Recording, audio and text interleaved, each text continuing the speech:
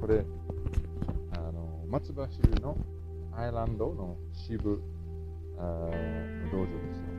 メンバーは、大人も子供たちもたくさんいるし、そこの先生はマーティンさんですね。マーティン先生。一応とても私たち親しい友達で、そしてこの中は沖縄に来た人もいます、ね。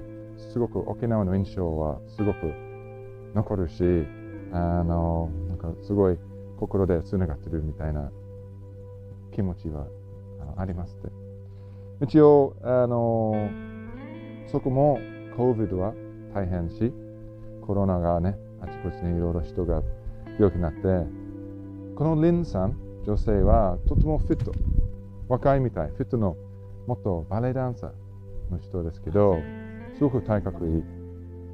リンさんはね、ワクチンもらった時、急に病気になって、心臓が止まった。すぐ入院して、当日もらってからすぐ倒れて、入院して、ギリギリ、本当にギリギリですけど、これは本当に珍しい反応ですけど、こういう症状は本当に毎日。だから彼女はすごく怒ってないし、ただ私心強いから、空手の心はあるから絶対負けない。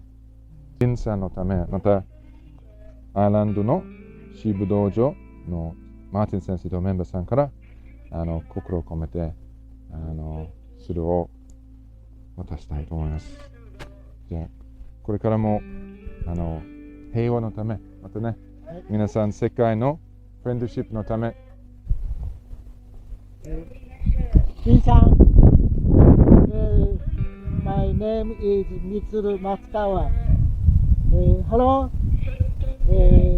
イギリスから立派な鶴を送っていただいてありがとう。とっても感謝の気持ちが伝わりました。こんなに立派にたくさん追っていただいて、平和の礎にしっかりとお供えして、ずっと皆様方、亡くなられた方、とっても喜んでくれると思います。そしてこれが世界平和につながると思います。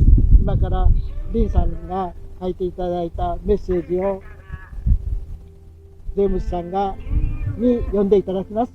ありがとう。Thank you very much. On June 13th, I went for my first Pfizer vaccination. Within minutes of the first dose, my face turned blue and I went into severe anaphylaxis. I received 3 doses of adrenaline with no subsequent change and was rushed to Mayo University Hospital by ambulance. There they were able to stabilize me with rounds of antihistamines and steroid injections every 4 hours for 2 days. On Tuesday morning, my system finally succumbed and I crashed completely. I was rushed from the ward I was on to the ICU where my situation continued to deteriorate rapidly. There was a case study of one other person who had similar reactions and managed to survive, and the doctors worked off this information to try and keep me alive. I was hooked up to 7 IVs, leg pumps, oxygen, and ECG machine. They began an arterial line for the adrenaline infusion directly into my heart. The treatment began to work, and I began to stabilize. I was terrified, lying in this small room connected to all these devices, claustrophobic and crying, unable to move, with every agonizing moment filled with fear that I was going to die.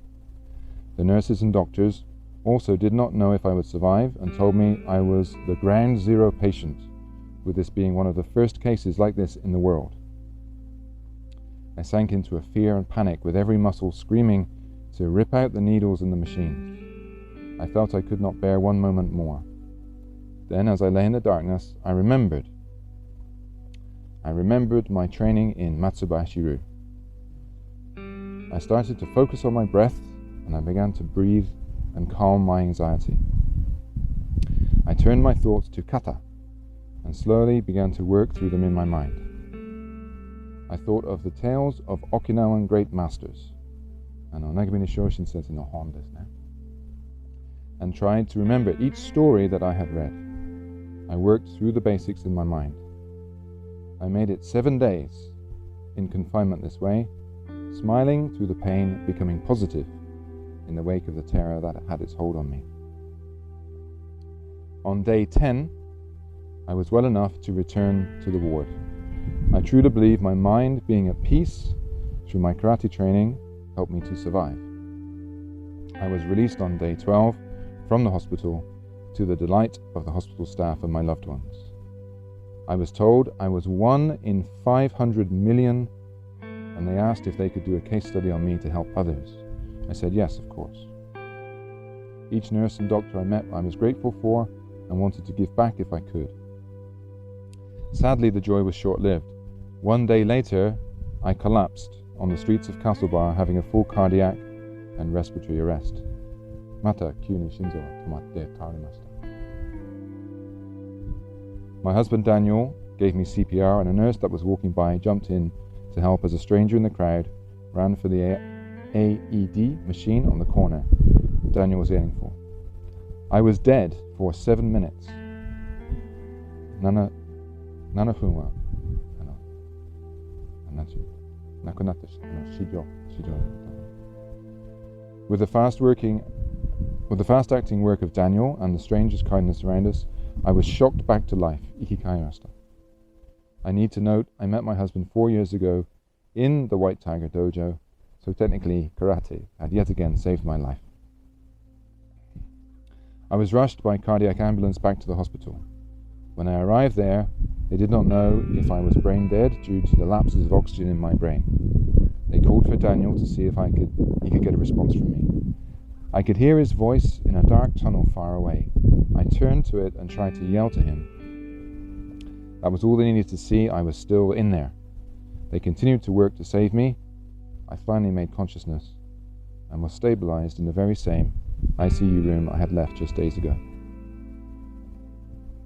I then travelled by ambulance to Galway University Hospital, CCU unit, where I would stay for the next 15 days. My cardiac arrest was triggered by a rare heart rhythm called torsade de pointe. It took many days for me to recover my memory. Every day Daniel sat with me and asked me questions to help my memory return. Martin O'Malley sensei sent questions about karate to me every day. Slowly, I began to remember on my own.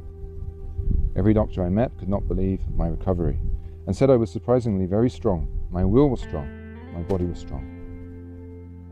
I told them it was because of karate, that I owed my survival to the mental endurance and physical strength I had trained to embody these years in karate. I was moved to Mater Misericordiae Hospital, where I underwent a myriad of tests to figure out what was happening to me. I was constantly hooked up to ECG machines and monitored around the clock. After 10 days of this, they had no answers, no solutions, and no greater understanding of what the vaccine had done to me. They decided the best way to protect me against further harm was to implant an internal cardiac defibrillator into my heart.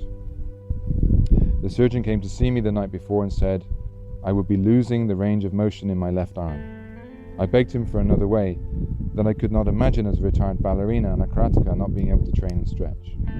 What life would I live without these pieces of me?